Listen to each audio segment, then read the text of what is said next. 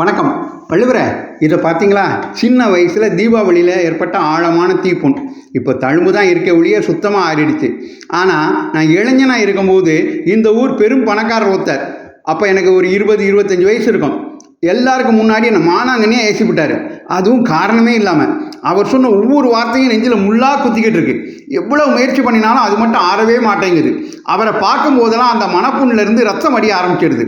உண்மைதான் அப்பனே, தீயினால் பட்ட ஆழமான புண் கூட கொஞ்ச நாளில் ஆறிடும். ஆனால் நாக்கினால் சொன்ன தீய சொற்களால் ஏற்பட்ட மனக்காயம் இருக்கே, அது காலம் முழுக்க ஆறவே ஆறாது. அதனால் வார்த்தைகளில் ரொம்ப கவனமாக இருக்கணும். அதைத்தான் தீயினால் சுட்ட புண் உள்ளாரும் ஆறாதே நாவினால் சுட்டவடுன்னு அடக்கமுடைமை அதிகாரத்தில் 129வது குறளாக எழுதி வச்சேன். அருமையாக சொன்னீங்க வள்ளுவரே. தீயினால் சுட்ட புண் உள்ளாரும் ஆறாதே நாவினால் சுட்டவடு. தீப்புண் கூட ஆறிடும், ஆனால் தீய சொற்களால் ஏற்பட்ட மனக்காயம் ஆறாதுன்னு அருமையாக சொல்லிட்டீங்க. நன்றி வள்ளுவரே. நன்றி. வணக்கம். ஜெய்ஹிந்த்.